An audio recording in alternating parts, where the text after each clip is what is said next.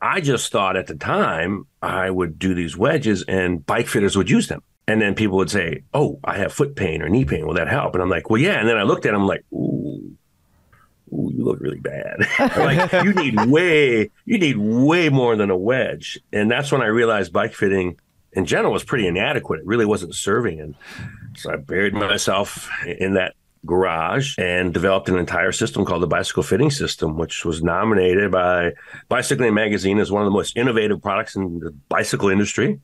And I've taught bike fitting and I've sold stuff all around the world. It's more than just your output, more than a bike. When you hear your shout out, you know it's all right. Put on your magic pants and let's go. We're cruising into the power zone. Clip in, set yourself free. Come on and take a ride with me. You know what you need to know and what's it all about. Everything you need, it's on the Clip Out.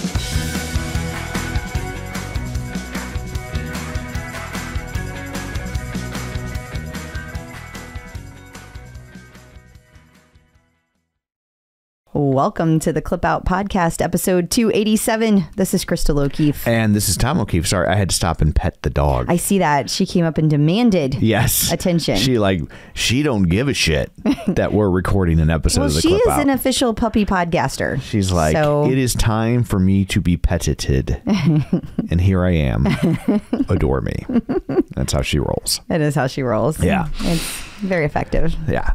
So, I don't know. This is where we normally chit chat, but I don't know what we're going to chit chat about. Well, we're gonna take a little trip this weekend. Yeah, Just that's took true. a trip this past weekend. Yeah, life is insane. I can't keep up. It's I've very been a busy. real bitch all week. It's been very busy. Last week we went to Branson. Yes. For Thanksgiving, and we had a blast. We did. We had a lot of fun, and then now we're going to Philadelphia because we're going to the MST 3K wrap party for season 13. So. Which will also be very fun. Totally. So we'll probably post some pictures for people to see of us hanging out with the cast of Mr. Science Theater 3000. That'll be fun. It will. Yeah. It will.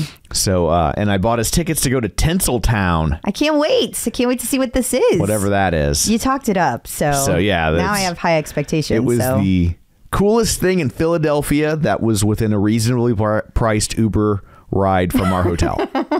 So... Yeah, we don't want to be gallivanting all around. No. So anyway, that's what the tales people have to look forward to. So what, pray tell, do you have in store for people this week? Well, let's see. I know this is going to shock you, but there's a lot of Peloton stuff going on. Wow. I know. In all seriousness, there's some real estate that we need to talk about. Mm-hmm. And there's some purchases that are confusing. Yeah. And then we got to talk about, the insider trading deal. Yeah. I don't know how to not discuss that. We're also going to talk about the worst review I've ever seen, in my opinion. And Dr. Jen visits us. I don't know. So the worst review I've ever seen was in a bathroom stall. Oh, you told me this. It was maybe the most offensive thing I've ever read in a bathroom stall. Okay. And it said, so just brace yourself because this is bathroom stall stuff. Tom. And it said, Toy Story 2 was just okay. So if you have little ones in the car, I apologize if they heard that. But I was like, what? Who could think such a thing? I mean, seriously, who could? That's one of the best movies ever made. Outrage. There is no such thing as a wrong opinion, but in your case, sir, we will make an exception. I think that's fair and accurate. We also have a visit from Dr. Jen, and we talk about burnout. We have a listener who is approaching their marathon and freaking the F out. So this is for you. And also, we have another listener who's just dealing with burnout, and this is for you also. And there's a whole bunch of stuff going on with the instructors, so we're going to break all that down just like we do every week. And then we do not have a visit from Angelo this week. Between his illness and my illness, we could not make our schedules match. Gotcha. I feel like an air traffic controller. We also have a big tonal story we got to chat about, past guest updates that I'm super excited about. This is a fun one. And all kinds of in case you missed it type of things. Awesome. Well, before we get to all that, shameless plugs, don't forget we're available on Apple Podcasts, Spotify, Google Podcasts, iHeart, TuneIn, wherever you find a podcast, you can find us. If you're there, while you're there, rather, be sure and follow us so you never miss an episode, and maybe leave us a review. That's always helpful. Yes, please. You can also find us on Patreon, patreon.com/theclipout, where for $5 a month, you get all the episodes ad-free. For a little bit more, you get bonus episodes. You also can find us on YouTube at youtube.com/theclipout, where you can watch all of these episodes. You can sign up for our newsletter so you get all these links. I did not send it out last week because we were in Branson and it just got away from me. But Tom, I know. You were on such a roll. I was on such a roll. So I lost my... You lost your blue dot streak. I lost my clip out blue... I guess it's orange. You lost your orange streak. I lost my orange check mark or whatever. So, but it will return this week, I promise. You can also find us on Facebook, facebook.com/theclipout. So while you're there, like the page, join the group, do all the things. There you go. So let's dig in, shall we? We shall. Peloton in the news. The Financial Times has an interesting article about John Foley's investment strategy. And I guess we could say we use the word strategy loosely. Yeah. But no, that's not fair. It is a strategy. It's a very common strategy. It's also one that's hard not to make a squicky face at. But it's called the buy, borrow, die tax strategy, and how that did not work out well for Mr. Foley. Yeah. Do you know much about the mechanics of the strategy? So I know a little bit. I'm not exactly a financial planning expert. They know. Don't worry. We'll have several posts on all the things. Actually, you won't, because if you get it wrong, everybody will ignore it. If I get it wrong, we get post upon post of all the things I got wrong. So the way I understand the buy, borrow, die strategy is... I don't even like the name of it. It's for people that have a lot of money. Okay. Right. And if you have a lot of investments and if you have $1 million in stock, that becomes $10 million in stock, and you want to take out $5 million in stock, you're already getting bored. You have to pay capital gains tax, right? Okay. Yep, so because you had an investment that increased, so you don't have to pay capital gains tax until you pull out money. Right. Right. So what rich people do is they borrow money from themselves. Okay. Because then they don't have to pay it back because you can't sue yourself. How do you borrow it from yourself, though? Because it's like an investment. I don't know. This is what rich people do. They have a financial advisor and they borrow money from themselves. Right. They start playing shell games. And then what happens? But you don't really got to pay it back because it's your own money. Okay. Right. But you don't have to pay capital gains tax because you borrowed the money. Wink. Yeah. You didn't cash out.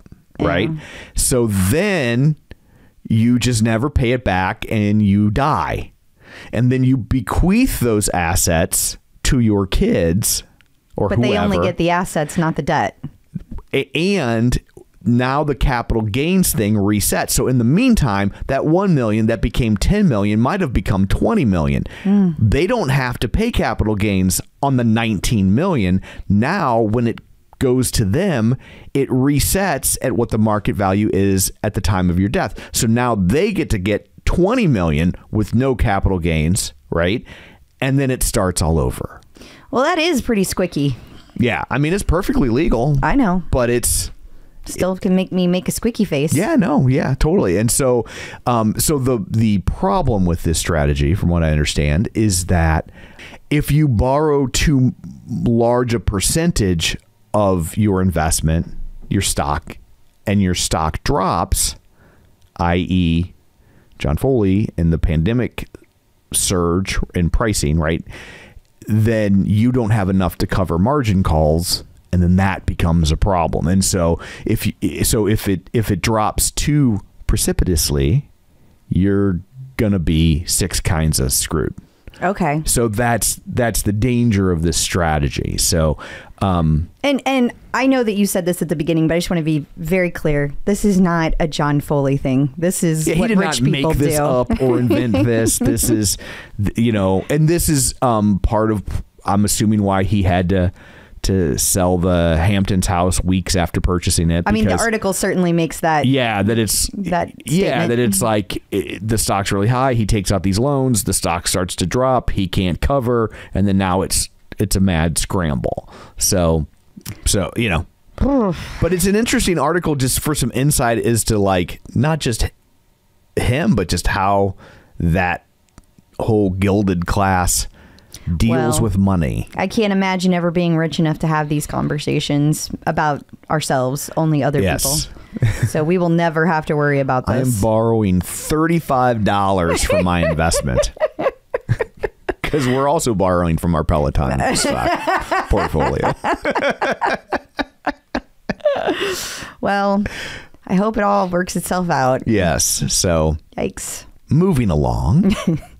More good news. Bloomberg Law is reporting that Peloton execs are facing insider trading claims over the treadmill. I love how in the last article, it's like, John Foley's so dumb, he doesn't know how to invest money. And in the next article, it's like, John Foley's an evil genius and he stole millions of dollars. Yeah. It's like... Pick one, internet. Yeah, pick one. Well... Oh, go ahead. No, you go ahead. Oh, so this one is just saying that this lawsuit makes the claim that the C-suite or certain members of the C-suite knew that... it says John Foley right there. Knew that the tread death news was coming and they sold off a bunch of stock before the story broke. I just don't know that I buy that. I mean, it looks like on paper that's the timing. But, I understand. But I seem to remember at the time he sold the stock, the articles from things like Yahoo Finance and whatnot were saying that like he was basically contractually forbidden from being able to sell this stock until a certain time. And it hit those numbers. And it hit that point and he sold some stock. And so like they were, because they made it sound like it was like an automated thing. Yeah, that they were like, this is perfectly normal and reasonable. Don't read anything into this. It's totally not a big deal. And now this lawsuit is trying to make it go back and be a big deal.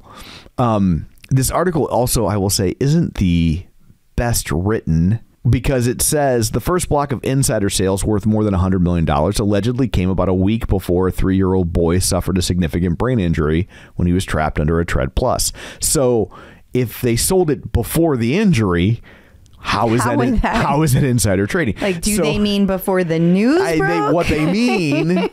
Bloomberg Law is before the news broke, because if you actually click through and read the court filings, that makes it clear that like that they did that in between the incident and the information becoming public.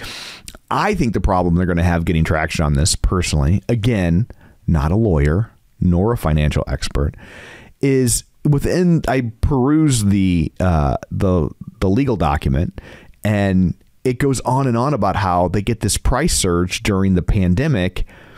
And I'm like, yeah, like the price surge wasn't related to the success of the Tread Plus. No. It was related to the pandemic and the success of the bike.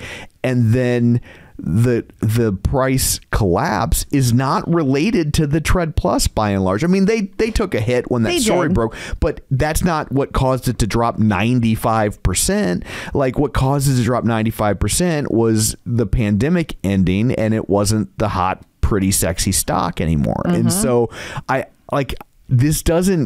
feel like they're going to have a hard time proving this out, proving that this is insider trading, when I don't think you can peg the drop in the stock to the Tread Plus incidents. Well, I agree with you 100%, because I definitely remember covering all of this at the time. I remember having the conversation, and it's like, as a person, I just don't think he would do that. But I understand that people are like, whatever, that doesn't count.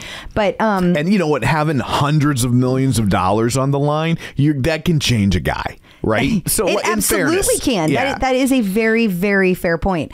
But it's like they're taking a whole lot of things with the benefit of hindsight being 2020 to like put all these things in place and make it look like, as you said, he's an evil genius. Yeah. And I just don't think that was occurring, because if he was that evil of a genius, he would have gotten away with a lot more money when he left Peloton. You would think. You would think if he was that much of an evil genius, he wouldn't have sold the Hamptons house 10 days after he bought it. Right. Like it's like, and that's when you juxtapose these stories, it's like you're seeing two very different narratives about who he is or what's going on that are diametrically opposed, and I honestly don't think either one of them is all that accurate. But I think it's all about clicks, and I think that it's so funny because there's so many people wanting to hate on Peloton right now and say how unrelevant they are and how they're just so awful, yada yada yada, and then at the same time all they do is print stories about them because they know that it gets traction. For sure. It's craziness. Yeah. Craziness. So it'll be interesting to see how this plays out. Just like I said, just based on their own argument, it seems like it's going to be difficult for it to hold water just because, like, again, by their own admission, stock shoots up because of the pandemic. So the stock collapses because of the pandemic. Well, that doesn't really have much to do with the Tread Plus. So we shall see. We shall. Also, Bloomberg Law, write better articles. Yeah, if you're going to be writing law articles, you should know words are important. Yes. The Verge has a review of the Peloton Row, which I will summarize as follows. But I don't like the price. Meh. There's a lot of people saying that. I saw a lot of very, very yucky comments. I am just so exhausted by all the flipping whining. Like, I am not even going to pretend otherwise. I can't. But here's what I will say. I have always paid the full price for every item that has occurred. I bought for Peloton. I bought the original bike at full price. I bought the Bike Plus at full price. I bought the Tread Plus at full price. I never sent it back and got my $4,000 back like everybody else did. It's still over there. That's right. It's about 40 feet away from me. And I paid full price for the rower. The only thing I've ever gotten for free from Peloton was a guide, which I very much appreciate. Yes. By the way. It's very nice of you. Thank you. Yes. But people made this exact same argument about the bike when it came out. I remember reading dozens of articles about how it was overpriced and it was just going to be a coat rack, yada, yada, yada. Yeah. And all these people who are supposedly Peloton lovers and supporters saying, yeah, but it's $1,000 too high. Based on what? Because you have a cheaper rower? Well, you can go get a cheaper bike. Yeah. I don't understand your point. This is this is like the bane of my existence because my day job is you deal with this all day concert long. Promotion. I have never put a show on sale where someone didn't tell me the prices were too high. And you don't mean on sale as in a reduced price. No, you mean like putting it up for sale. Yeah, putting it up for sale. Sorry, jargon. Yeah, we have a show coming right now. John Anderson from Yes. And people these prices are ridiculous. They start at $35. Yeah. And if you come to the Family Arena box office, there are no additional fees. You can get a $35 ticket for $35. And this happens with your parking. Yeah. This happens with your beer. We went and saw a movie the other night. It was $20 a ticket to see a movie. And here you get to see a live human being on stage with a band, a rock legend. And it's $35 and you're bitching. Jesus Christ. And, and the same thing with all the the really big concerts. But here's the thing. People buy the tickets. Yep. So why should they sell it for less just to make you happy? Exactly. Especially when it's not going to make you happy. Right. You can't. Yeah. And the other aspect of it is specific to the Row. People are saying, well, if it was cheaper, then I would buy it. But the thing is, they don't need you to. Yeah. You're going to do it eventually. And they're selling more than they thought they would. They're not hurting on the sales of this rower. As much as you would like to believe otherwise, as much as you would like to tell everybody how you know everything, that's not accurate. That's not what's occurring. And it doesn't make sense for them to, like, going back to the concert industry, year over year, ticket sales are down 30%. Ticket grosses are up like 70%. Well, so on the flip side, I do understand why people are a little upset that like the original bike that they bought is now cheap. Like you can buy it so much cheaper now. I do understand that argument. And so a lot of people are saying this rower is going to go down dramatically too. I don't know whether it won't. I don't know. Maybe it will. Like, you know, I mean, that's your prerogative.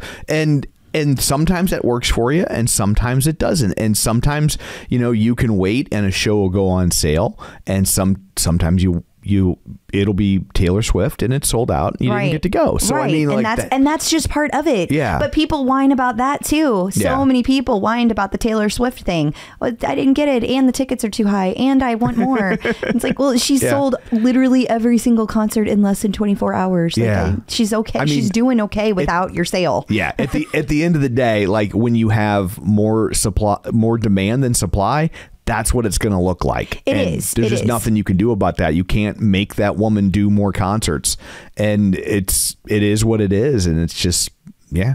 And it's all about what's more important to you. Like there's a lot of people that are complaining about this because it's not that important to them. And that's fine. Yeah. Like don't get it then. That's okay. But also those same people seem to think therefore Peloton should put all of their rowing offers out on demand so that they can use their existing rower or buy a cheap one and do that.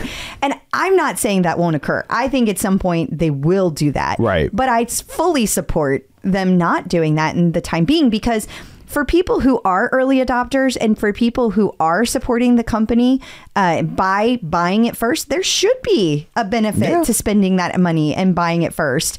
And so I'm not upset about people that don't want to get it, but then don't be upset about people that got it and get to have the content and you don't.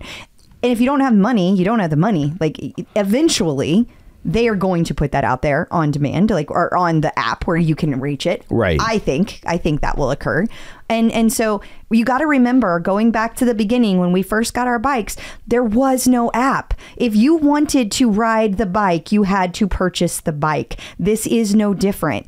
And I think people are rewriting history because there's so many people that have come into the Peloton ecosystem that have come in a year ago or 2 years ago where they had access to everything for free. And it's all they've ever known. Right. Yeah. Or not for free, but like for one low price. And those when it does not make sense for them to put a new item out of the market and charge the same fees that they're charging for everything else. It doesn't make sense. I believe they will at some point, but keep in mind, they have already said we are going to have prices for gated content. Yeah. People keep asking what gated content means. It means exactly what it sounds like, that there's going to be some stuff that's behind a wall that you can't get to unless you pay a higher price. Yeah. And I don't think that that's going to exist for the all access members. I think that's going to be for people who are specifically getting the app, and they're going to have like different tiers on that app where if you're like a row only person, it's X, a guide only person, it's Y.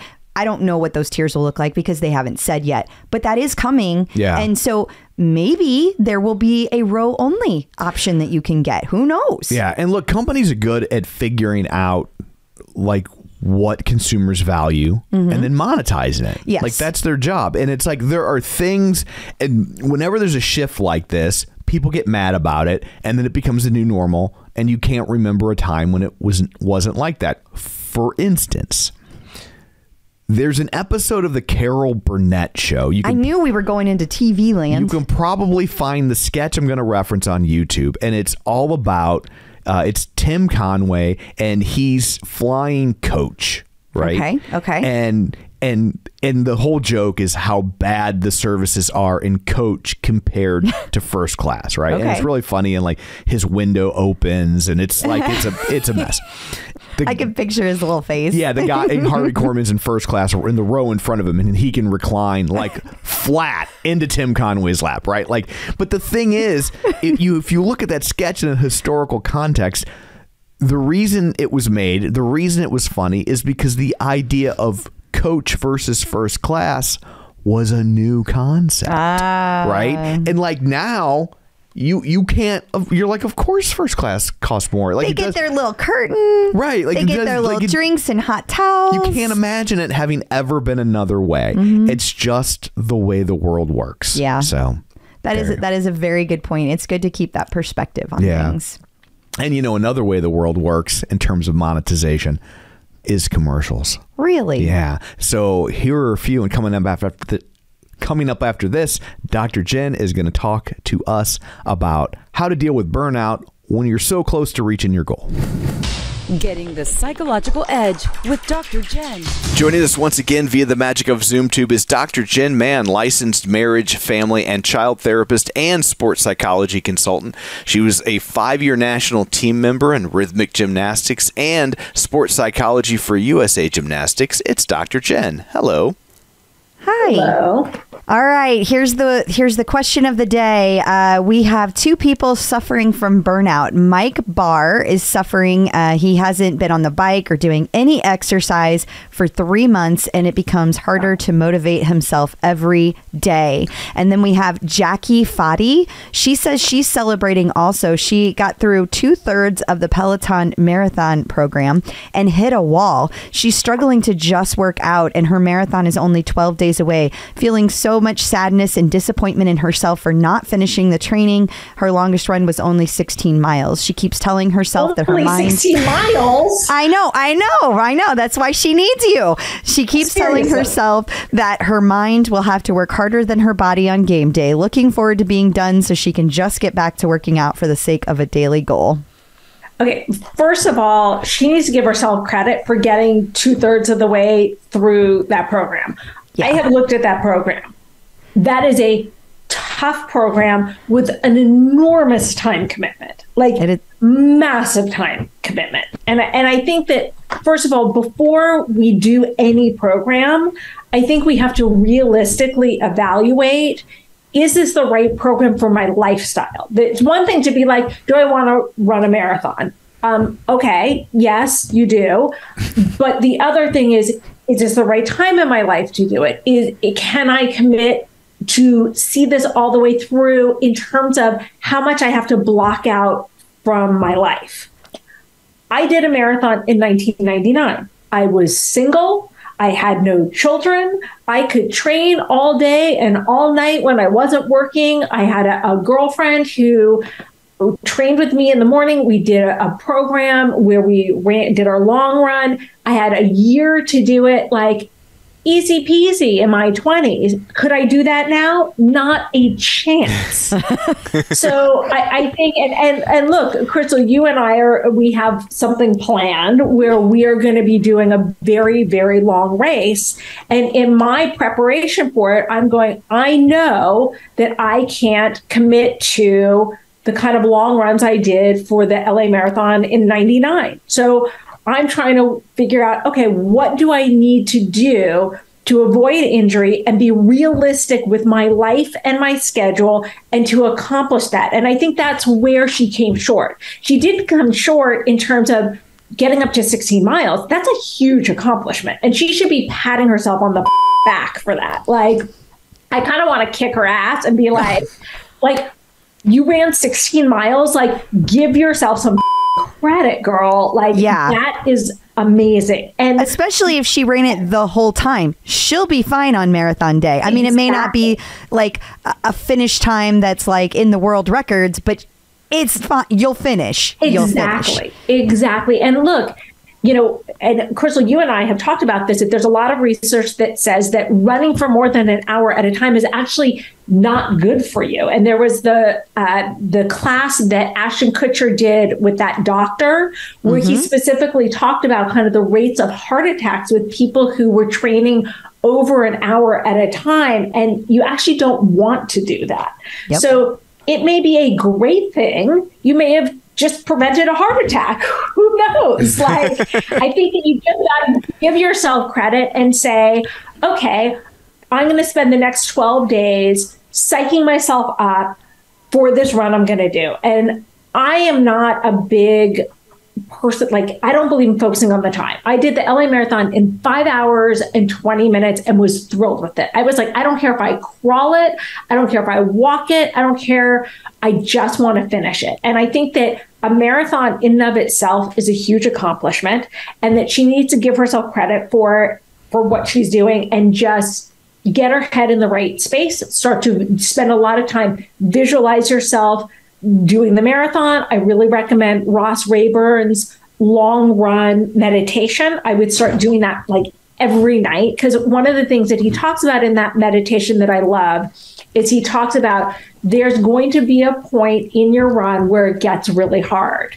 Here's how you need to psych yourself up for it. Here's how you need to prepare yourself. You can do this. And I think that's an important part of preparing for a marathon. I know for me, mile 20 at the LA Marathon, I hit the wall, and it was a big hill. And I was like, I can't believe I'm doing this. What have I done to myself? And it was almost like all of the sounds were louder. All of the colors were brighter. Like, it was so intense and so overwhelming, but I got through it. And I think that she's got to prepare herself mentally and stop being so hard on herself. And also to look at, where else are you hard on yourself? Where else is this hurting you? Where else in your life are you missing your cool accomplishments because you're so hard on yourself? Moving on to the burnout situation. For this guy who has what is his name again? Mike Bear. Yeah, Mike has not exercised for 3 months. So this tells me a few things about Mike. The program that Mike was doing was too much, too soon, too intense. Secondly, he was probably not taking breaks in his workouts in the bigger picture. Like, I tend to look at my workouts over the course of 1 year. I tend to revamp my program once every 3 to 6 months. I do a consultation with someone who's more knowledgeable than I am. And I also talk about realistically what's going on in my life. How much time can I commit? What are my goals? What do I need to do to keep me motivated? And I think that he failed himself psychologically, that he didn't change things up enough and didn't take enough breaks. You know, that I tend to have like a pretty firm, like, this is what I do all week. But then I try to now take anywhere from 3 to 7 days off 4 times a year. I try to shake things up. When I find myself getting burnt out, I try to switch things up, try new instructors, try new classes, try new modalities. You know, like lately I've been, when I don't feel like running, when my running partner is not available, I will sometimes now try an outdoor run instead of an indoor run, or, you know, try breaking up, instead of doing one solid run, kind of break it up into fun classes that I've been wanting to try but haven't gotten around to. So I think that Mike needs to kind of slowly bring himself back into the fold. I think he needs to start really small. I think he needs to not go, okay, now I'm going to train 6-7 days a week. I think he needs to start twice a week, start 10 minutes and commit to not doing more than that. And then see how that feels after a week. Then start layering. Like, one of the great things about Peloton is you can layer. You can do a 5-minute workout. You can do a 10-minute, 15, 20, so on and so forth. People tend to go, okay, I was training, 45 minutes of cardio before I got burnt out, so now I need to start back there. Don't do that. You will injure yourself. You will burn yourself out. It will be a horrible experience. Look for classes that inspire you, that excite you, oldie but goodies that you've taken before that you're like, oh yeah, like for me, Robin's Greatest Showman ride. It's like, if I'm not feeling motivated, I can always count on that one to really like get me going. Like, yes. Keep a list of kind of your fail-safe rides that you just really love, your favorite classes. But I really think that Mike needs to start slow and build back up, but not do too much. Definitely agree. Burnout sounds like COVID. Excellent advice. Yeah. It kind of is similar. It's like a psychological COVID. Yeah. Right. Exactly. Well, thank you so much for all of that. Until next time, where can people find you? You find me on all social media at Dr. Jen Mann, 2 N's on Jen, 2 N's on Man, and also in Style Magazine. I have a weekly column called Hump Day with Dr. Jen that comes out on Wednesdays. Wonderful. Thank you. Instructors in the news. Logan Aldridge is going to be a tread instructor. Yay! I think that's great. I love him so much. I am so delighted by this news. I'm so excited. He is so fun to take classes with. Yeah. And I've been so in the running kind of mindset lately that like this makes my day so much. I think this is going to make him a big deal. I mean, he's already a big deal. I don't mean to like he is a big deal, but I know what you mean. But like, so the problem, making air quotes for people listening, is that like he's been doing all the adaptive stuff, which is great. But if you don't have a need for adaptive stuff, it's a very niche group, right? There's no reason to go take a Logan Aldridge class necessarily, and so I think having non-adaptive classes for him to teach. And in addition to, like, I don't think it should be instead of, but like it broadens his base, and I think it will enable him to develop an even larger fan base. So I completely agree. And I think there's a lot of people like myself, like I typically do my strength on the tonal. I hardly ever do strength with Peloton, not because they're not amazing. They're all amazing instructors. It's just I have my own thing that I'm doing. And so because of that, I haven't really gotten to experience Logan as an instructor. And I am not the only person that falls into that category. There are tons of people that we know that are listeners or that don't do strength at all that have never gotten a chance to. So I agree with you, Tom. This is going to shoot him sky high because he is just so freaking likable. Yeah. So if you want to get to know Logan on any real level, do it now before he blows up. You have about 7 days. The last episode of this round of LOL Cody is almost upon us. It is. And it features SNL's Bowen Yang. Were you trying to share your screen? I was trying to share my screen. I mean, I am sharing my screen. I don't know what you're talking about. It's like magic. Yeah. So should I say it like Don Pardo? Yeah, say it like Don Pardo. Yeah. Bowen Yang. Although I don't think Don Pardo ever said Bowen Yang because he passed away before He did. Yeah. He did. It's Daryl Hammond now. I know that. You don't need to tell me. But they wouldn't tell you. They tell me.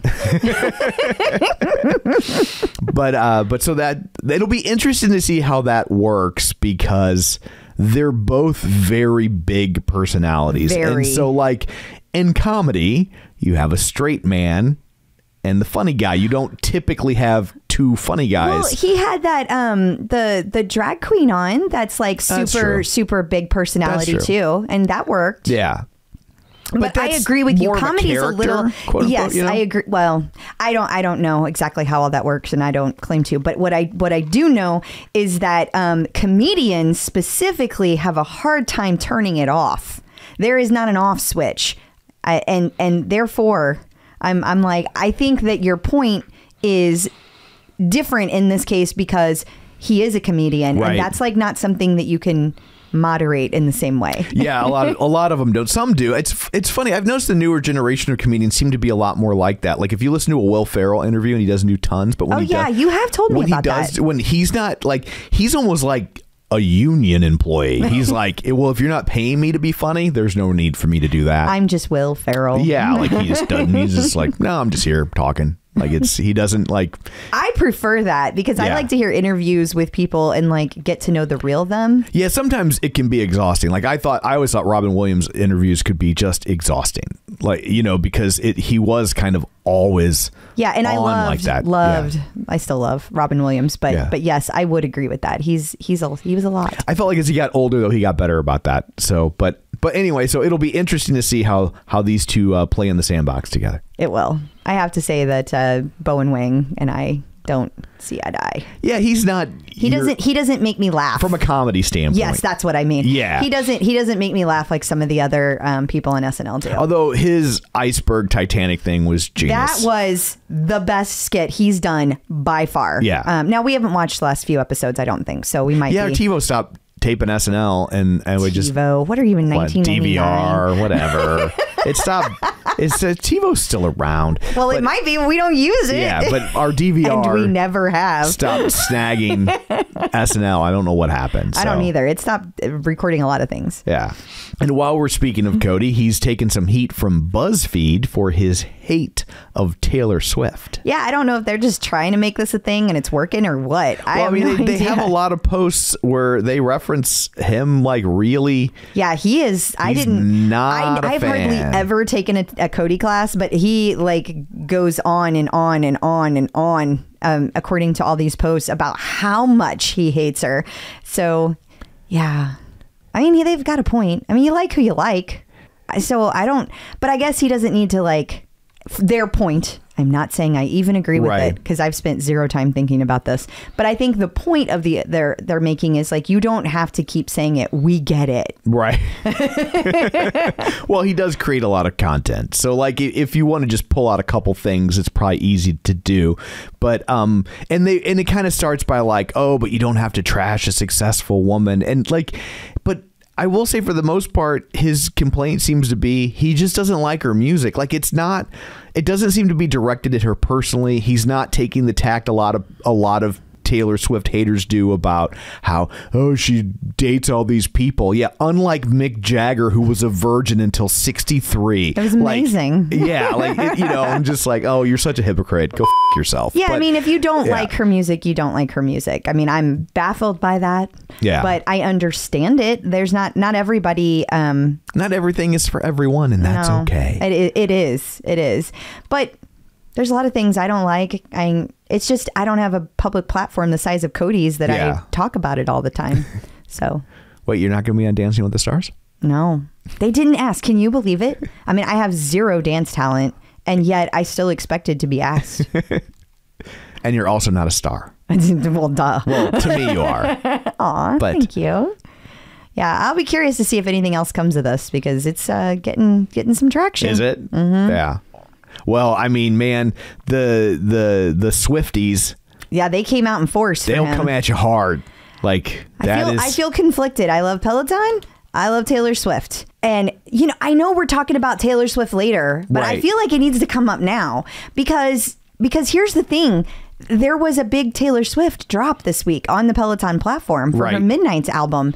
And it was on social media. And then all of a sudden, it's gone.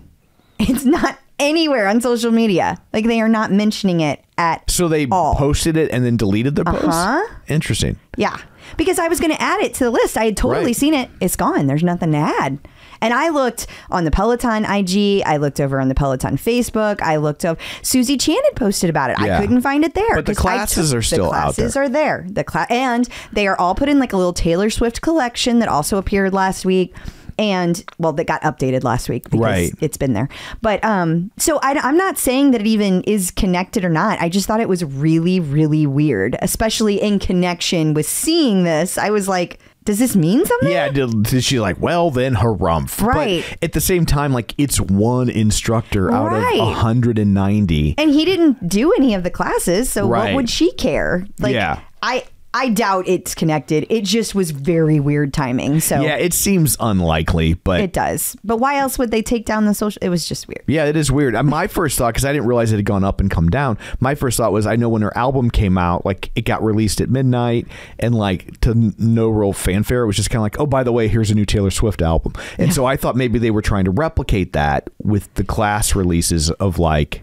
Maybe that is what they did. Maybe that's what they were going for. They do like to, have fun with stuff like that. And maybe I just didn't get it. That is entirely possible. But to post and then take it back, that's what seems weird. If they had never posted, I'd be more apt to subscribe to that theory. Emma Lovewell, perhaps you've heard of her. A couple times. Is featured in the latest issue of Martha's Vineyard magazine. Yes. She talks about how she, like in the post, she says she loves being from such a small, supportive island community like the Vineyard. And in the article, she says she talks about the importance of high school sports and performing arts, as well as some influential teachers she's had in her life. And they don't seem to have it online. So you would need to actually fly to Martha's Vineyard to get a copy. You would. I'll get right on that. She's just a small town girl from Martha's Vineyard. I know, right? So by the time you hear this episode, Robin will have made a big announcement on CBS Morning News. Do Do we know? Is it Web3? She bought Web3. She bought Web3. She owns it now. I don't know. I have no idea what this is about. I really don't. On now because it's going to be 8 a.m. Eastern, so 7 a.m. our time, and I have no idea what this is supposed to be about. I'll be really honest. The only thing that occurred to me, and it wouldn't be a big enough deal, I wouldn't think, to be on CBS Morning, is just every year she does her 3 for 30. I don't know. You're supposed to do like 30 minutes of workout for 31 days. And she does that every December. And she usually does it like mid-year around June too. It's a challenge. I just cannot fathom that would be a big enough thing for CBS Morning News. And she posted recently about, her second children's, her baby, like strong baby book is coming out in like a month. She posted about that a couple days ago. So I don't think it's that. Well, it says announcing the very thing I hinted at in this post. And then it shows an arrow pointing down. Which I couldn't find that post. Gotcha. I mean, it doesn't mean that I didn't look hard enough. Right. It could be. But at any rate, I didn't see it. So I don't know. You will already know the answer when we're talking about this. Yep. So Marcel Dinkins has a new series coming out. Yes, called Taking the Hill. She always says this in her class, that you got to take the hill. We always take the hill. And so this particular series, she said she's going to be talking to, fascinating people over the next couple of weeks and talk about why we run it, why we run the hill, why we do hard things, the challenging things and the scary things. So I am excited to see this because it also looks like it's filmed outdoors. She said that this was a sneak peek. And if you're not watching YouTube, it is her talking outdoors. And then it says, here's a little snippet, and they show the people running from the waist down, so you can't see who is running. So I don't know. We will see very soon. Okay. What comes out. The first episode is going to air December 6th at 2 p.m. Eastern. Alex Toussaint has partnered with Smart Water. Yeah. Did we talk about this already? I don't think so, because this came out right the day before Thanksgiving. Okay. Yeah. So he was featured in the middle of Times Square on one of those really big old billboards. Right. And it's Smart Alkaline Water that is Coca-Cola. Like Smart Water is owned by Coca-Cola. Right. So what exactly is alkaline water? I don't know. I don't either. Has some kind of pH in it. pH. Yeah. That'll I don't know. It says 9+ pH. I don't know what that means. I don't know. Some people were like, "Ooh, alkaline." I have It no probably idea. gives it like a tinny taste. Maybe is my guess, but I don't know. I'm always like, when they're like, it's got pH, it's got this, it's got that. I'm just like, okay, it's just water, man. I know you're always very skeptical of those things. I've never really. Not with electrolytes. Yeah, electrolytes are good. Don't be telling people electrolytes. I learned that from Idiocracy. That movie. I love that movie so much. Anyway, congrats to Alex for a cool partnership. Kendall Toole is featured in Wondermind talking about her mental health journey. Yeah, I think it's a magazine. Is that how you took it? Yeah, I took it as a magazine or an online magazine. I know they also have a podcast, but this, I believe, was founded by Selena Gomez. Oh, I think it's okay. her thing.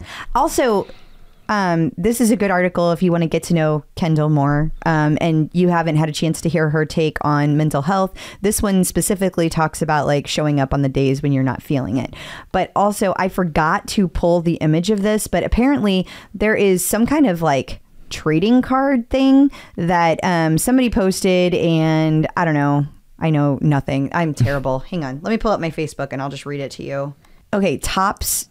That's a brand name of court card. Yes, Topps is the original trading card company that they used to only do baseball cards. They had the exclusive license for years, and then the new companies come in like Donruss and Upper Deck. And sorry, I used to work at a baseball card store. It's fine. I just thought you might want me to talk about what I was going to say, which is that Topps Allen and Ginter baseball card. They have a collection of baseball players, celebrities, and culture, and Kendall Toole is featured on look at one. that. And that was that was posted in Kendall Toole's Knockouts by Aaron Lavin. So I'm sharing it from there visually on our screen, which is a terrible image. But there you go. Yeah. Okay. I thought that was interesting. Yeah, I know Topps had issues because like for years they were the only baseball card company. And then you had these other companies start coming in and they all would license baseball players, but then it got weird because it was like they could license, some companies could do the players' images, but not the team logos. And then a few years back, was it Upper Deck got exclusive MLB, and so nobody else could do baseball stuff, and that got real weird. So then they all had to scramble to come up with other things. So okay, there you go. That was super interesting. Gosh, thanks. I don't care about baseball cards. I'm sorry. I barely care about that one. Aditi Shah has a new intro to meditation. Yeah, it's a new series. That's what this is, like a program that you can do. So it lasts for 3 weeks and it's 6 days a week. So it's a total of 26 classes. But it's great because it helps you learn about mindfulness and the concepts behind that, and also just practice it. So I think that's great. And I think that it's awesome for Aditi to get that recognition. Maddie Majacomo has a new Theater in 30 Instagram segment for people to check out. This time it spotlights the new play Kimberly Akimbo. Now, do you know anything about this one? No. Okay, me either. So, other than what I heard on Maddie's review, which was great. So I'll be interested to see if he does anywhere he doesn't like it. Me too. I will too, because he is definitely fond of the theater. So I agree. It'll be interesting to see. Tobias Hines has an update all about his Manaslu. We're going to call it Manaslu because that's what you've been calling it. Okay. You're going to lean into that. No one's yelled at us yet, so give it time. Yeah. But the thing about this one is I think this is just a recap of the first stage. Yes. Oh, it's just the first stage? Yeah, because like if you read down, if you get to the English part, because he's good about posting both. Yeah. So we don't say things like the failed cardiologist. He said that this is the hardest run of his life, 6 kilometers uphill, 1,100 meters from 3,800 meters to 4,900 meters, lovingly described as one of the highest vertical climbs in the world. It's beautiful here, but it's also an absolute emotional and mental breakdown. And then he says, our Manaslu base camp stage. And that's why, because there were 3 stages. So he's just a base camp, which makes... No, he did it all. He's done. He's back. But I think this is just the recap. This part is, is just to, right, to base camp. Which, because I guess if you're going up that high, you got to get there and you got to wait a minute to acclimate. Right, so you exactly. Don't get the bends. Right, yes. We don't want anybody to get sick while they're up there.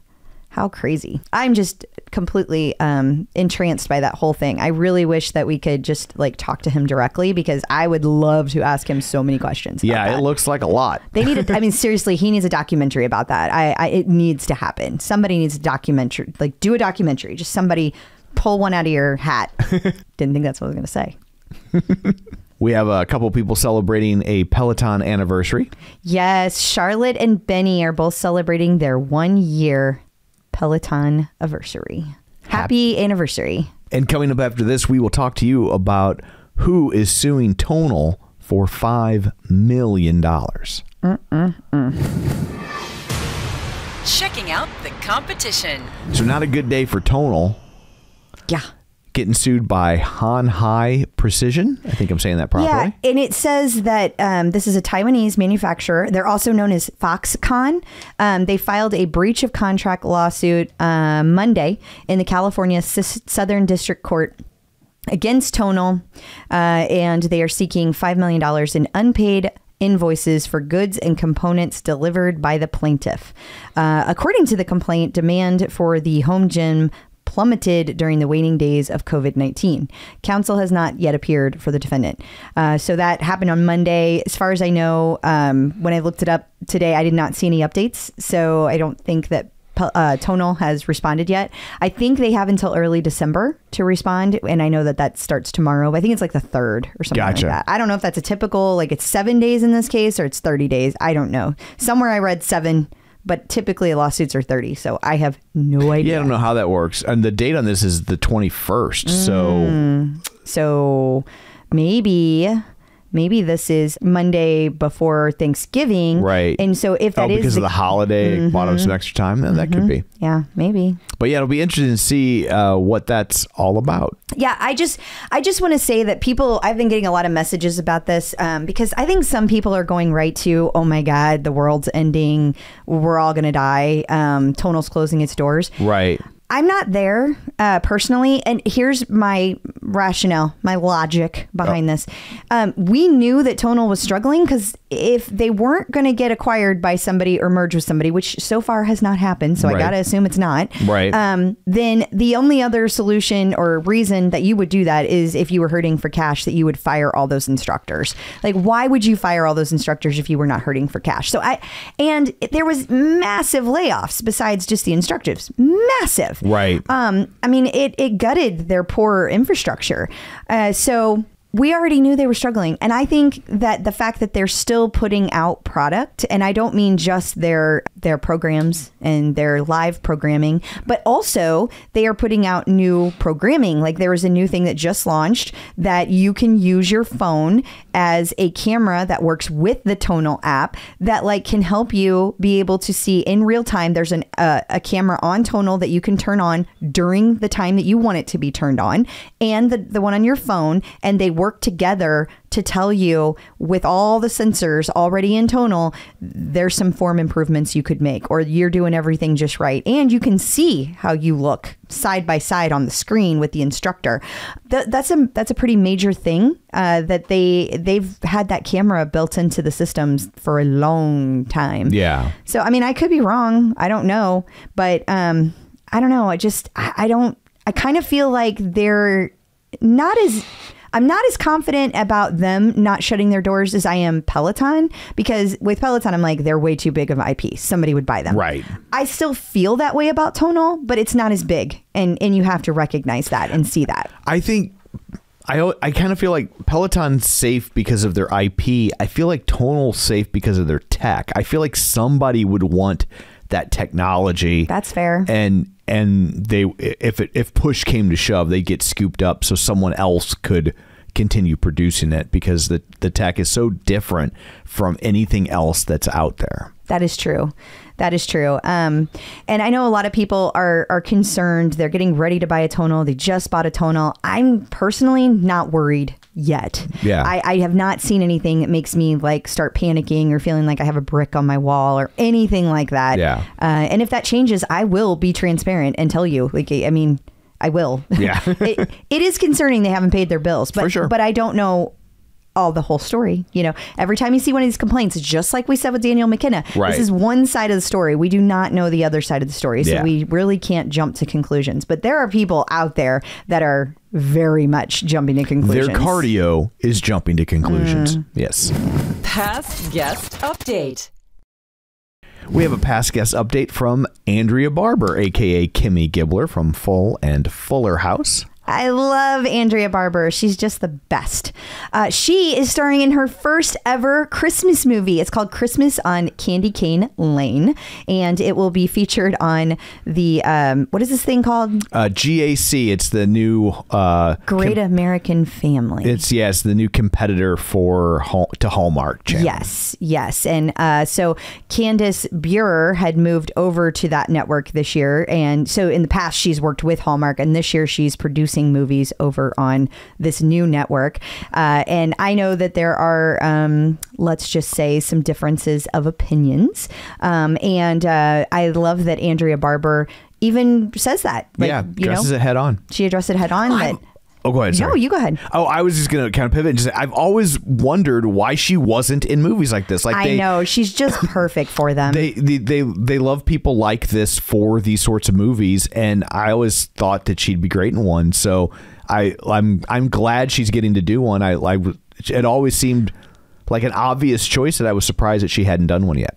Well, I love this. She says she loves this movie for a lot of reasons, one of which she can relate so deeply to her character, Ivy Donaldson, navigating divorce, single motherhood, learning to co-parent around the holidays, grieving the loss of a parent. I saw a lot of myself in Ivy and tried to bring all those complicated emotions to my character. So I think she is wonderful, and I am super excited to watch this and support her because I love her.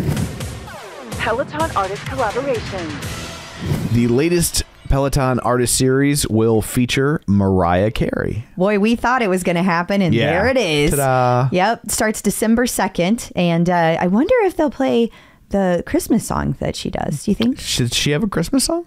Well, I thought she did. How fun. I like how they started it off and then made it happen. Yes. Obviously, it was all planned, and that's fun. Congrats to Peloton. That's a good get. Yeah. In case you missed it.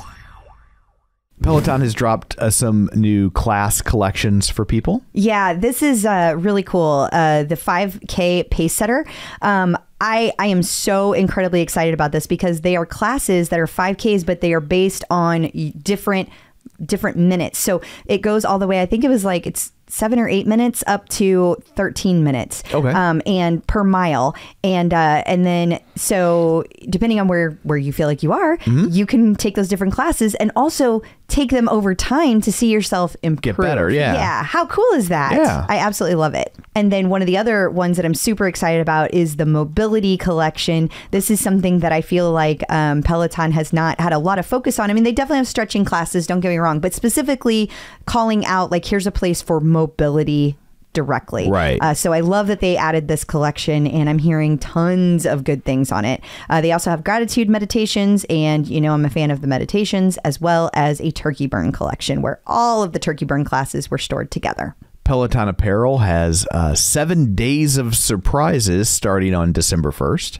Yes, they're going to be just dropping surprises, so we will see what they drop. Also, I don't know how much of it is left, but their cyber sale had select apparel styles for $19.99 or less. I'll tell you what, I got some good deals. It was stuff that like I never would pay full price for. Right. But these were some good sales. I got some stuff that was like $12.99. I was happy. I got like 8 things for $100. I'm happy too. Yeah, I bet so.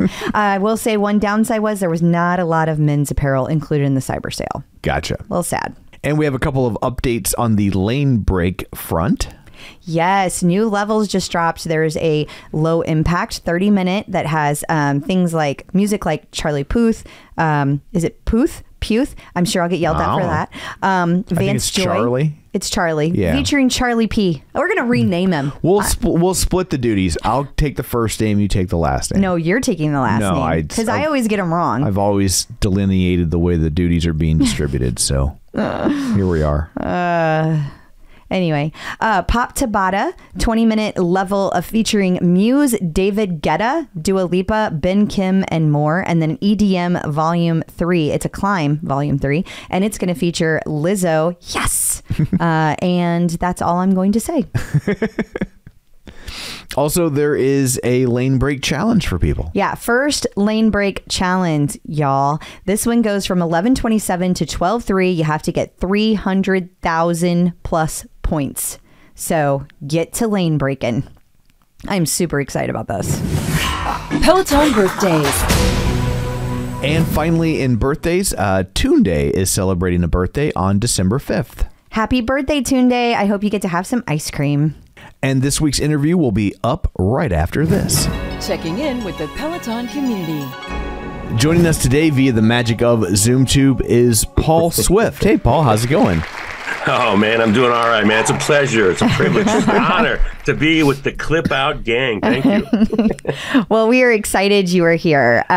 So for the listeners at home, Paul is joining us in kind of a different capacity than what we usually do. Paul is going to talk to us all about fittings and cycling and how he got into it. And also, we'll talk about this later on in the interview, but we're going to talk about the fact that Paul helped me with my fitting and helped me get comfortable on my bike in a way I didn't even think was possible. I really didn't have any major issues with my fitting. Or so you thought. Exactly, but it changed everything. So so thank you so much for being here, Paul. I guess really we should kind of start with like, how did you get into being able to fit people and cycling in general? How did that come to be? Well, thank you for asking. If I may, just first, I want to say my heart goes out to Mr. Mills, his family, his daughter, and everyone. And December 19th of 2020, a truck ran a red light and almost killed me. And I suffer from a traumatic brain injury. So I just feel for him, and I wish him the best. And I'm sorry, I had to say that because it just makes me a little emotional. So yeah, absolutely. Sure. Yeah. Thanks for allowing me to do that. I love seeing him on the show and watching his show. I'm just a dude who grew up in the Midwest, and there happened to be a bicycle track in Kenosha, Wisconsin, where I grew up. And it was a place where you told your parents you go hang out as kids. I went down there one time. It was usually like grade school. Stop at the convenience store, see if somebody buys a 6-pack, watch the races, try and pick up chicks. Well, I never did. So I was like, I could do that. Borrowed a bike, started doing bike racing in the Kenosha stock bike program. Kenosha has one of the oldest operating velodromes in the United States. St. Louis, by the way, also has one. Pretty bad shape, but it's still I didn't know we had one. I didn't either, but that sounds like St. Louis. There used to be probably thousands around the country at one time at the turn of the century. So, 1890, 1900, Madison Square Garden was originally built for bike racing, actually. What? The original one. Yeah. Before it burned down. Yeah, it's a big deal. It has 6-day bike racing. In Europe, it's called the American because we invented it. Oh. How about that? I think a lot of people don't realize how new bikes are in the grand scheme of things, right? Like a bike is such almost an obvious invention that it's hard to believe that they haven't been around forever for like 500 years.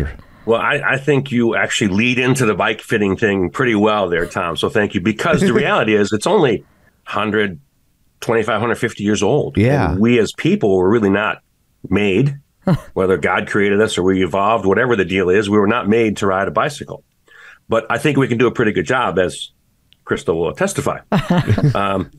So I got invited to a training camp at the Olympic Training Center in high school when I was 15. Next thing I know, they invited me to live and train there. So I left home at 16 to pursue a dream.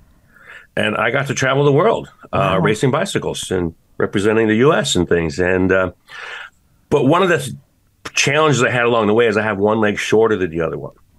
And racing at that level, that was very critical. And back in the late 80s, well, I started in the early 80s, we didn't know how to address it. We didn't know what to do with it. So I always had to tinker with my equipment. I had to modify things. Thought I might have one here to show you. I had to make pedals. I had to make different, like today I still have a little bit of a lift underneath my cleat.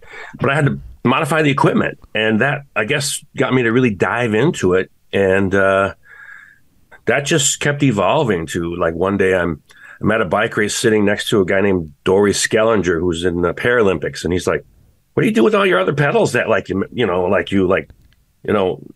modify and you probably throw the parts away? And I went like, well, I keep them in a box. He goes, can I have them? And I was like, wow. Like, I mean, I was a poor bike racer. For me to give something and to do something for somebody was just such an honor, And that just kept going on. Much to my mother's chagrin, we figured out why, when she would shorten my pants as a kid, why one was always different than the other one. Yeah.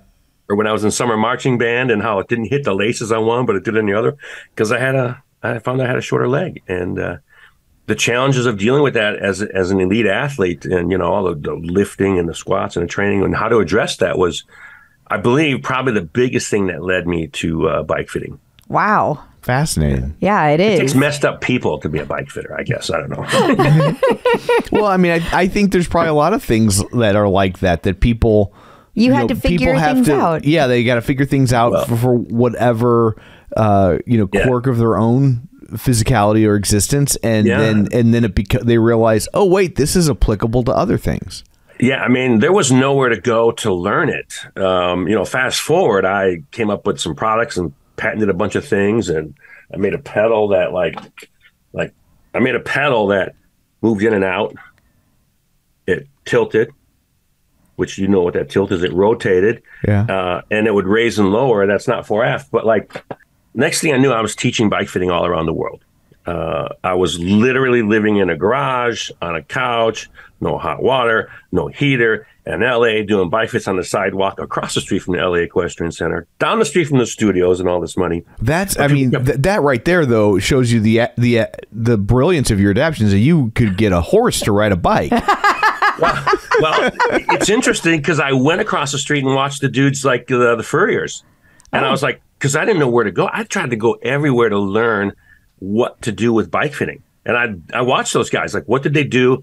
And that was mostly just to get the hoof in the ground to meet flat. Well, that's not a big difference from what we did. But, I mean, you take what your environment gives you, and I just happened to be there in Glendale, California. And but what made you think, oh, if I watch this, it's going to apply to bike fitting? I wouldn't have even made that connection. Well, it started with the wedge. And actually, it was a friend of mine's idea originally because he's like, "Hey, did you ever notice how pedals wear crooked?" I'm like, "Yeah," because I work on pedals all the time. They all wear an uneven thing, and so there's a wedge inside of there's a shoe, and you have that, and there's the cleat, and you can see there's a wedge in there. Well, I didn't really know what or why the pedals were wearing crooked. Long story short, then I ended up developing a tool that is sold to the medical world and everything around to measure this 4-foot varus and valgus, which is the tilt of your foot. And now that's years of like banging your head against the wall. But I just thought at the time I would do these wedges and bike fitters would use them. And then people would say, "Oh, I have foot pain or knee pain. Will that help?" And I'm like, "Well, yeah." And then I looked at them like, ooh, you look really bad. Like you need way more than a wedge. And that's when I realized bike fitting in general was pretty inadequate. It really wasn't serving. And so I buried myself in that garage and developed an entire system called the Bicycle Fitting System, which was nominated by Bicycling Magazine as one of the most innovative products in the bicycle industry. And I've taught bike fitting and I've sold stuff all around the world. I was just literally looking at my Instagram yesterday, and there in Europe, in Belgium, was my product and some guys teaching it. I couldn't have imagined it back then. That's really cool. That's awesome. Yeah. Can you do anything like that for fitting me for my couch? So I can watch TV more efficiently. Well, that's interesting because I got into fitness then, and when I was doing a study at Auburn University, and I do things like I'm pretty crazy. I will do things like I could do the Peloton bike, but I started with the Rev Master, which is a bike I designed, and I would put it in front of the person sitting on the couch, and I'd pick up their feet and stick it in the pedals and go, "Look, start pedaling now. There's no excuses. You're watching TV. You're going to get 5 minutes of pedaling in." So I work with anyone and everyone. I had like an occupational therapist. She was a world masters cyclist, and she came in and helped me a lot with the upper body and hand connections. So anywhere you touch a bike is where I spend a lot of time. But yeah, I sought out people from all different places because here I am. I have this course, and they're like, "There's medical people want to teach," and they're like, "Well, where's the credentials?" I'm like, "I'm just a dude who right this crap." And so it's pretty hard sometimes to get it accredited. Yeah. Well, sure, and that's always the problem, right? When you're on the forefront of something, that it's like there isn't an accreditation for something that you're kind of coming up with on the fly. You're building the plane. Well, yeah, it is. I've developed several products, and I will. Second and third is a lot easier, Yeah. And people say, "Well, what do you mean?" I say, "Well, let's look at basketball. Dr. J created a highway. Michael Jordan created a superhighway. Right. Yeah.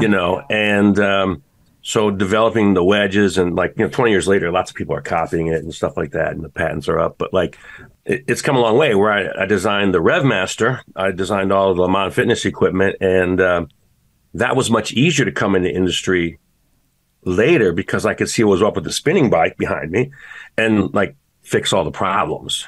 Yeah. And that's part of it's not that you're negative, but when you're competing against something, you're picking at negative. So I developed the Rev Master, and that got me into the fitting and the indoor cycling side because the bikes didn't fit that great. So at what point did you stop being the athlete side of things? How did that? You kind of glossed over that. Yeah. Oh yeah. Well, I did. I got to race all around the world, and that was pretty cool for a little dude from Kenosha, Wisconsin. Yeah. I feel like I could go back to the bar and sit next, on a bar stool, be like I was there yesterday. I kind of got to it was I think 98. I officially quit. 96 I quit. 98 I finally stopped racing because the carryover for 2 years of not training wasn't working anymore. And I was racing for Team Shackley, and I was packing for a bike race. And packing for a bike race is such a pain because especially on the track, you got a track bike to pack, a road bike to pack, extra wheels, and that sweat bead went down my back. and I was like, I'm done. I called up Frank and I said, I don't really want to do this last race. And he goes, you know what? That's fine. Don't worry. Thanks for everything. And I was like, and so that was the day I quit at that level. You just kind of fell out of love with it, basically. I knew I was there, and I had found I'm lucky as an athlete because I found bike fitting, or it found me. Right. So many of my friends, man, they quit and they're just, I was a mess, and I knew what I wanted to do. Yeah. So, okay. So when you created all these products, you've created so many of them. Like people have probably seen your products and don't even know it. So that's one of the pedals, right? Yeah. So chances are, if you've taken a spinning class or an indoor cycling class, you probably touched something I developed. So I patented the one side SPD, and the other side look pedal. I licensed this to Schwinn. This is how I got into the Peloton, because there was a bunch of people infringing on my patent, and Flywheel and Soul Cycle and just you name it. And so that's how I sort of became known everywhere with these other people. And this was one of my coolest ones, I think. And then this part right here is if you put a basket in, you just kind of go like that and it pops right out. And I licensed it to spinning. Then, of course, spinning files bankruptcy. Anyway. So I'm curious, when one of these companies like Schwinn or SoulCycle or whatever, when they infringe on your patent, is it typically they created something that was similar accidentally, or are they like, we're just going to do this and we'll see if we get busted? Well, I'm going to say in my case, most of them just saw the pedal and thought the idea and they sold it, and right. Because I'm a kind of a small individual dude who patented this. I didn't like project and advertise to the entire world I had this. Right. And so I would usually start with just a simple phone call or an email going, hey, you guys are infringing on my patent. And most of them are dicks, actually.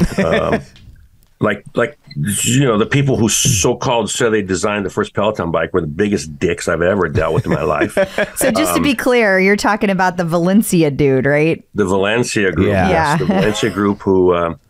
because they did the licensing for Soul Cycle and I can't remember. Flywheel takes the cake. That guy was but like Schwinn Fitness, they were tough in the sense that they would always take their time. Like you'd send them an email, 6 weeks later. What? 6 weeks. But Schwinn Fitness was actually pretty cool, and they became Nautilus or whatever. They always paid. They were always pretty nice, and I really thank them for being pretty cool, because they were big enough to like blow me off and tie me up in court, but maybe they realized it was cheaper just to pay my royalty. Right. Yeah.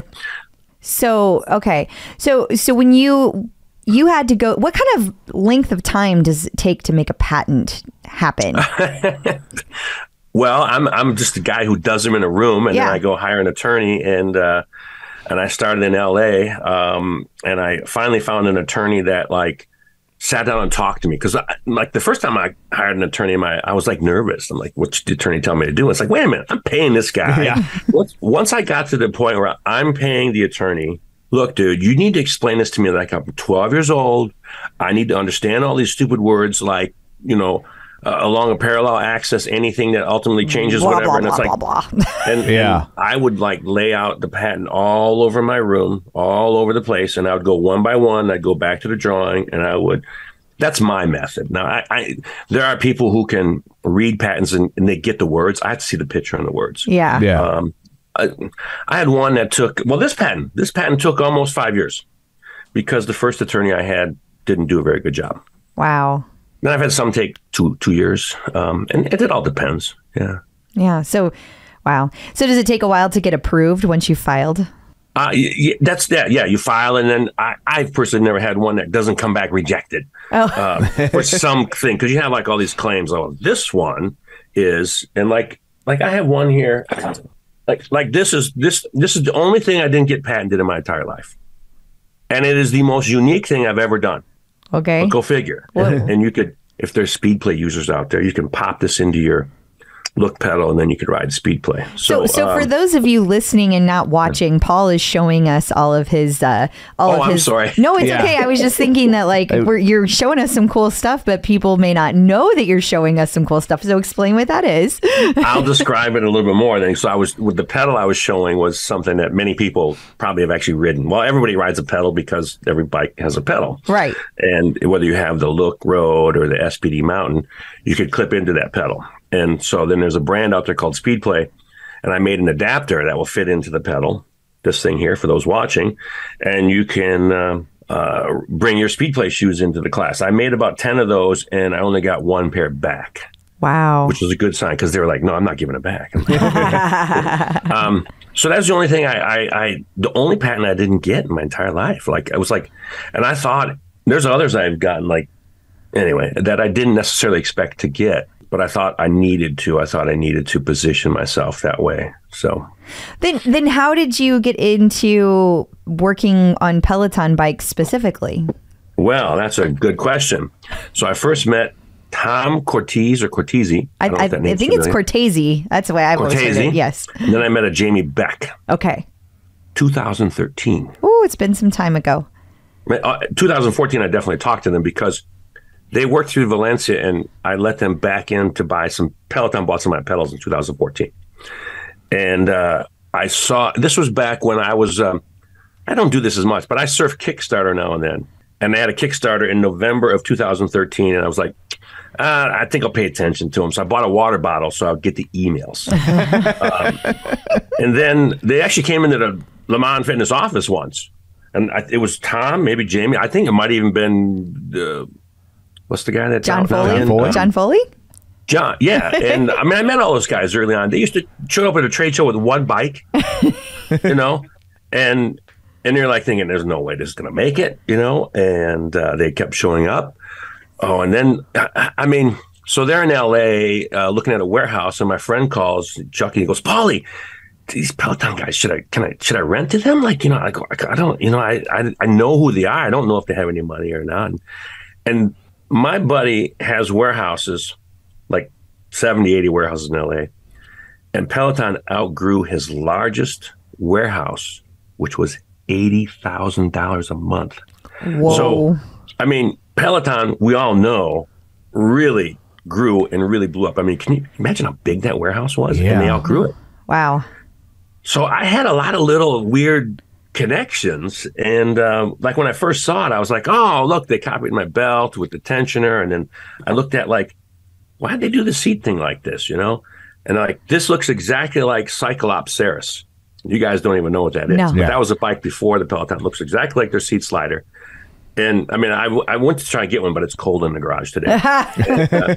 So I'm in Spokane, Washington. So that was one of the things. And then I looked at like, man, those handlebars need to adjust. And why the hell is that monitor on the bars? Like, that's the last place in the world I would have put it. Which, by the way, I'm going to predict right now, the future one day, that monitor and handlebars will be separated. For whatever it's worth. Whether I do it or somebody else does it. I don't know. So I, being an equipment guy, not as much a software guy, picked at it, you know, and then I came up with this doesn't mean anything, but I'm holding up this little clamp that I made for the Redmaster, because the Redmaster handlebars were similar to the Pelotons in a way, and they were like these things, but they would slide. And I designed these, and then so I made.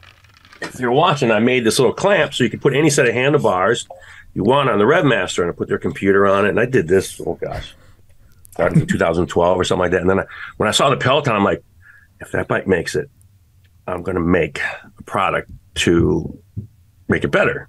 So here it is today, the bar zoomer. And that's to bring the bars closer for a lot of people like yourself, Crystal. Yes. And this is where I really started getting into Peloton. It's like, a lot of people don't fit the bike very well because it doesn't fit smaller people all that well. Yeah. And so therefore I ended up gravitating towards the Peloton Shorty tribe. Combine all those things with my car accident, selling a business, this and that, and recovery. I dedicated, I'm a big Gary Vee fan. I said, my first year of recovery, all I'm going to do is hang out on the forums and give away everything I can for free. And so I actually spent a year and a half. I just gave everything I had for free away as part of my rehab for my brain. And that's cool. Why in some of the forums, people know who I am. They don't know my background yet. So this would be like the coming out. And I went incognito. And then, of course, you know, I sent Crystal an email. She doesn't reply. Then finally, I hit her up on LinkedIn. She doesn't reply. So then I send her another email. She doesn't reply. And then finally she replies like, well, it was kind of like, well, what do you want? How long is this going to take? And then, you know, finally, if it makes you feel any better, she does the same stuff to me. Okay, in my defense, you were offering to give me a fitting, and I didn't feel like I needed one. I was like, why do I need a fitting? I already ride my bike. I'm fine. Yeah. What are we going to do? and then after I said, well, I can take 10 minutes, but most people I talk to, we spend like an hour on the phone because I can talk. And we spent about an hour on the phone, and it came out that there's somebody else in the forums with my same name. Yes. And so I was confused because I thought you were one and the same. And I was very confused by how you sounded very different in your emails than you did online. So I was completely confused about your identity. I have somebody, I think it was the Peloton guru dude, Howard, whatever his name is, I think introduced the two Paul Swifts once. And so I haven't met him in person, but we did a few posts of like, wow, you have the same name. And there was an actor, Paul Swift. He actually died of AIDS. There's the race car driver. I've met the artist at a party. We were introduced to each other. It was pretty cool. We exchanged products and stuff. So it's not the most unique name in the world, No, it's not. It's interesting because you would think that like it's not the most unique, but it's also not like it's so common that there's that many people. So it's kind of it caught me off guard. But I will say that and we should probably take this time to kind of transfer into like you did a fitting, and it ended up being like an hour and a half or so. And so I've never done a bike fitting for the Peloton. I've done a bike fitting for my road bike before. Oh, you did? Can I ask where you went? It was a local cycling company. The cycle. Well, I understand. Can I ask where you went? The cyclery.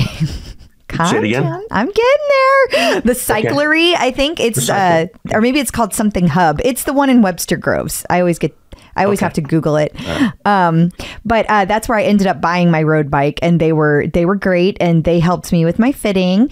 But it's a very different experience on the Peloton, obviously, than it is a road bike, because they're focused on, in my mind, different things than you were focused on. We spent a lot of time. And probably because some of those things don't change. Like I had to make sure that like the seat was up high enough, which of course you did too, but they focused like on the seat being high enough right off the bat. And we kind of eased into that because of the cleats and because of those changes, which you don't have on a road bike in the same way.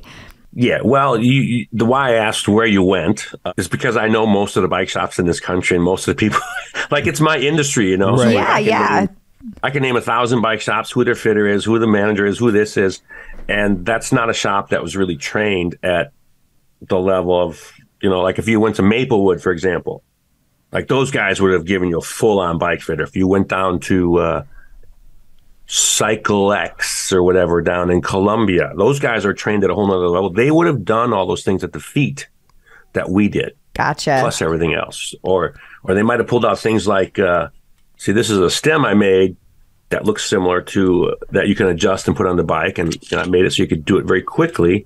So this goes onto the bicycle, and I literally got so you could push a button and make the stem longer and shorter. I'm guessing they didn't pull that out either. Mm-mm. Yeah. So you got a sort of a fitting. Well, it helps a lot. Let's put it that way. You got a fit, not a Swift fit. Not a Swift. Well, Tom, I love you, Tom. It's kind of like this. I look at it this way. If you are thirsty and I give you a half a glass of water, do you feel better? Yeah. Right. But my service, I try to give you the full glass. So. Yeah, and we did talk about that too. So my understanding is that there's a lot of bike fitters that do virtual fittings for the Peloton now. But but one of the things that you do that might not all of the fitters do is focus on the cleats, focus on the foot. And well, if you think about it, there are 4 adjustments on one cleat. Okay, most of us have 2 legs and 2 feet. A lot of fit.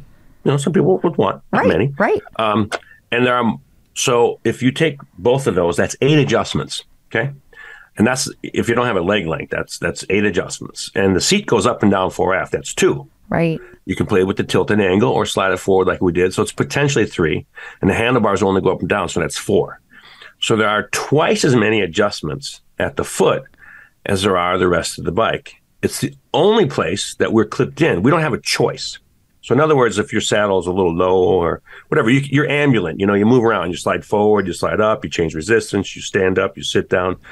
hands, like the reason the bars are kind of bigger on a stationary bike is because it's supposed to fit a lot more people. But you can put your hands out, you can put your hands back. But on the pedals, that's it. You have one place. It's what you do 80 times a minute, minute after minute, 60 minute after 60 minute, like 3-4 times a week, month after month. And so that repetitive placement where you're sort of locked into one place is the challenge, because most injuries or discomforts in cycling actually occur with overuse over time with a slight misalignment. Sorry, long-winded answer. No, it's I thought it was fascinating because when you get now you have to remember I am completely non-mechanical. So anyone listening, I think if you've listened to the show at all, you already know that. Tom did an amazing job with the tools. I just held the camera. No, you tightened some things. I tightened a screw. That's right. But whenever I first got my Peloton bike, literally I had never seen a cleat before in my life. So when and there's no directions. And so, I just slapped the cleats on there and had never changed them ever again since then. Right. And then I got a new pair of shoes whenever the black set came out. Yeah. Just slapped them on there. Right. I thought about zero about it. Other than that, and you're not alone, though. I think that what Peloton did so many wonderful things. I mean, think about it. You had never looked at this before. How many people have a pair of cycling shoes now that never had a pair? Oh yeah, for sure. But that introduces things too. It introduces opportunities for me. So as much as it's done a wonderful thing, where do you put that cleat? That's a good question. I mean, I took years to develop what I did, but and then there's videos all over the net that are just not so good, And I'm going to hold back. But that's good. That's good. So it's challenging. It is very challenging. So I love working with somebody who's never done this before. I love that beginner. I mean, I've worked with Tour de France riders, I've worked with whatever. I just prefer my heart goes out to somebody who just gets on a bike and loves it. Yeah, that's what drives me. And you're not alone. It's tough. It's challenging. And a lot of fitters, they don't cover it. And that's why we did you in one session, your fit rather. I'm probably the only guy that does 2 sessions, because we'll do one, let you ride for a while. And we got one tiny tweak to do with you yet. Yeah. And then come back, because you can't do it in one. You just can't. Not in my view, and get that full glass of water. Well, and I think that you explained it to me. The reason that you typically do 2 sessions is because you want the person to be able to ride for a while after you've made some adjustments, and then go in and kind of do more micro adjustments where there's small changes. And you did some of that while I was riding. And I feel like it was surprising how much lighter my feet felt after we did those changes. Cool. I was just really, really surprised by that. I honestly thought, like I said, like I told you, it was just I just ride a bike. Well, what are we going to do? It's just you get on the bike and you ride. And it was a huge difference. Well, that's what I strive for that, and I'm flattered, and I'm so glad to hear it. And I like to use the words lighter, which are slightly different than some of the words I hear, but they're right. But I think that kind of leads into what is a bike fitter? What should it feel like? Right. You just want to ride your bike. Right. And so people ask me to describe what should a bike should feel like. Well, I have a different definition than some, because I say it's whatever you want it to be, and they're like, well, what do you mean? I go, well, if you're taking a Peloton class, all you want to think about is the Peloton class. Mm-hmm. Or maybe your high fives. And I know it's hard to reach the screen, and we'll get to that too. But anyway, you don't want to think about, my knee, or my foot, or my this, or if you're riding a bicycle to the coffee shop with your friend. I mean, it's supposed to be about the bike ride. Yeah. But when you have a discomfort, it takes away. So whether you're racing at the world-class level and you're thinking about this thing, and some guys want to kick your ass, or you just want to have fun and enjoy, my goal is to take that all away, so you just get to be you. I want you to be you, and that's how I approach bike fitting. Well, I felt like it was surprising to me not only how much lighter my feet felt, but also that I have always had a pain in my left knee, and I don't really feel it so much when I'm cycling. I feel it after I have cycled, but that knee pain has been there for years. So I didn't even attribute it to having anything to do with the bike. But when you changed how my foot attached to the pedal and where those cleats were, and the alignment of my knee changed, it doesn't hurt my knee anymore. That's just crazy to me, because I didn't think that was even fixable. I'm actually glad you brought that up, because that is, and part of my two session thing is because we've just been doing it forever. We just clip in and go, and then we'd have to clip out. So, but it's kind of what becomes normal isn't necessarily good, but it's like, oh, it's just the way it is. Or people will, gosh, the form's like, oh, you get used to the saddle. That's a bunch of bull. Like, I mean, I have a little device right there. And like I'm working with a couple in, I forget where in Michigan, and I'm sending them to a bike shop where they have this little device right over here that to change the saddle quickly to try saddles. It's like, no, it's not supposed to hurt. It's not supposed to be. Yeah, you got to get used to the idea that if you have it worked out, 15 minutes is a lot. Okay, that's you. The BikeFit's supposed to be taken care of. It's not supposed to hurt, and it's not supposed to. And so a lot of times we're waking you up or introducing things, and therefore it's like, oh, I'm riding in a new position. Oh, I have a new awareness. Well, now in a couple of weeks, it's my job also to try and help you to be able to articulate what you're feeling, because we just go. It's always been that way. We all type on a QWERTY keyboard. Slow, but we all do it. You guys know the history of the QWERTY keyboard, right? Yeah, it's deliberately slow because on the old mechanical typewriters, right, if they had arranged the letters in a different way, if you would type too fast and the little arms would get all tangled up, and so here it is. They deliberately structured a keyboard that would slow you down. 2022. We still do it. Cycling's full of a lot of those traditions. Yeah. Oh, you do it this way. Oh, you do it that way. And I'm guilty of them because I'm an old-time cyclist. And I had to learn those and be open. And so, it's an awesome. I love seeing new people. Oh, my gosh, that's how. Yes. So if that's still happening to somebody, I haven't done my job. I haven't reached everybody. I want everyone to just feel that. Everyone.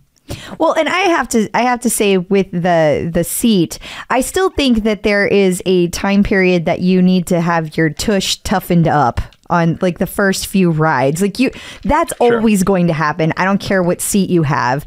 And I think that people mistake those two things. Like it should not still be happening weeks later, to be clear. Yeah, and I'm glad you clarified that. And I kind of touched on it, but maybe I should elaborate a little bit more.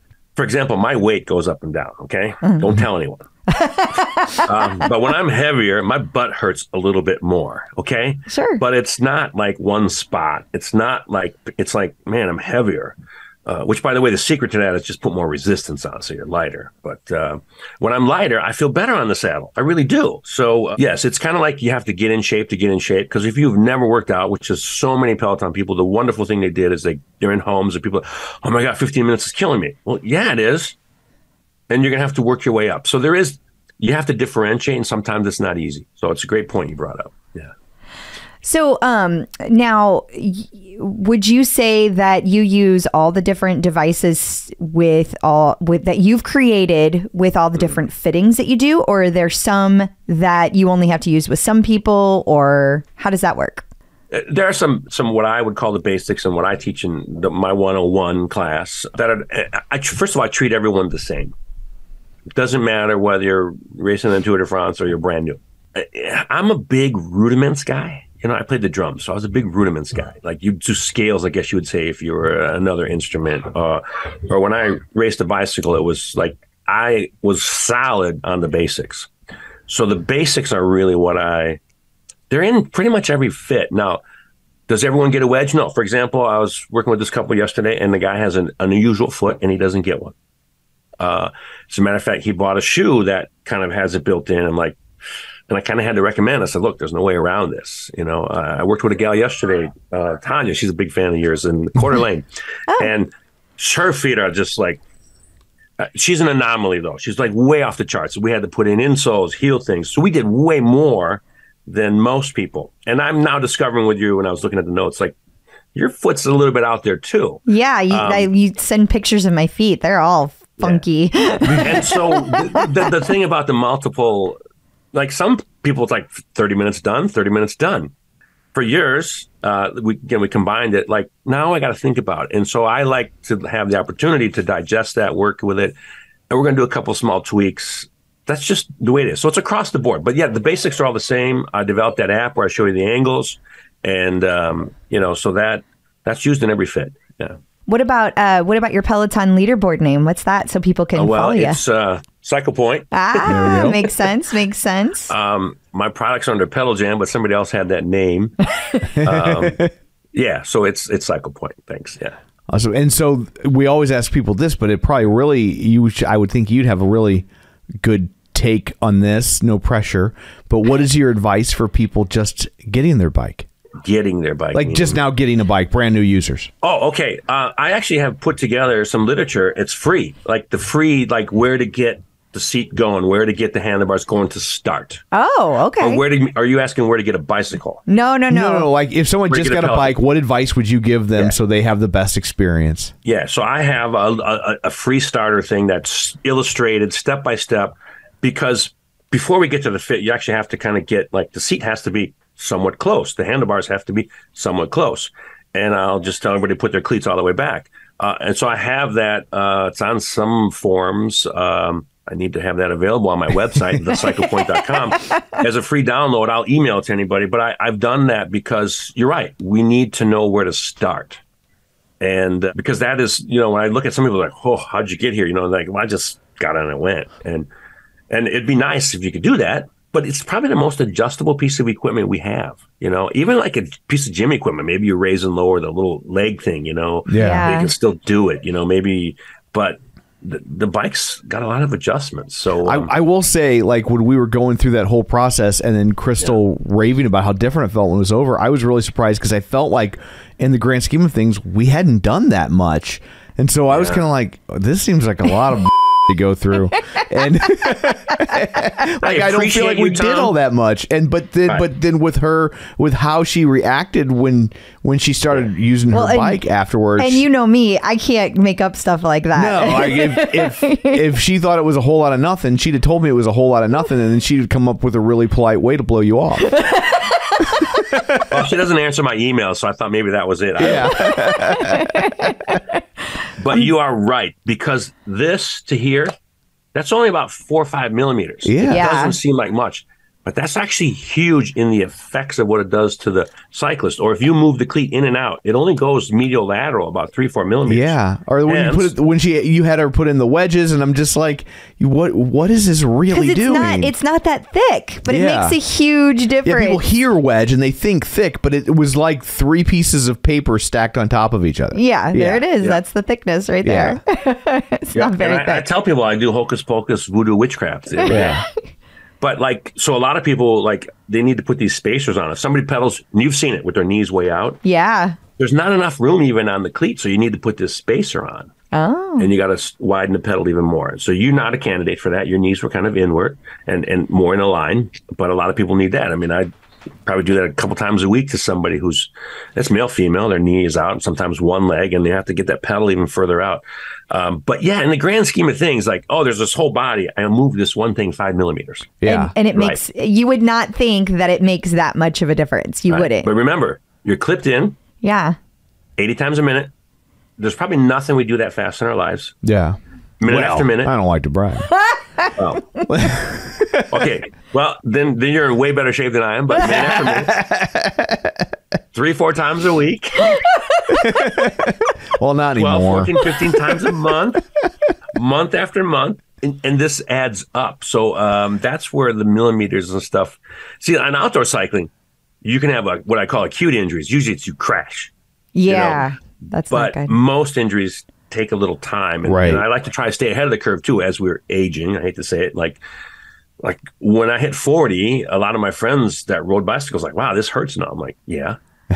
Well, I can't drink a 12-pack of beer anymore either. The sponge doesn't absorb anymore like it used to. The cells don't bring the water back in like it used to. And so I like to do this to prehab so you can avoid rehab.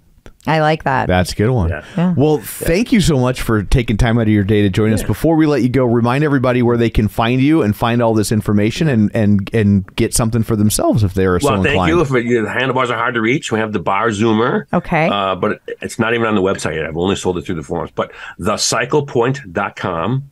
My Twitter and Facebook is Ask the Fitter. People in some of the forums see me all over the place. Ask the Fitter, Paul Swift. And I will with anybody. I will try and help anybody I possibly can. I've dedicated my life to this. My car accident has kind of helped me do that I get to live in a basement and do this all day and talk to cool people like you guys. Well, Paul, we really appreciate it. Thank you so much for your time. Oh, it's my pleasure. So I guess that brings this episode to a close. Until next week, where can people find you? You can find me on Facebook at facebook.com/Crystal D. O'Keefe. You can find me on Instagram and Twitter at ClipOutCrystal. And of course, the leaderboard at ClipOutCrystal. And you can find me on Twitter at Roger Kubert or on Facebook at facebook.com/Tom O'Keefe. You can find the show online, facebook.com/The Clipout. While you're there, like the page, join the group. And of course, don't forget our YouTube channel at youtube.com/The Clipout. So that's it for this one. Thanks for tuning in. And until next time, keep pedaling and running and rowing.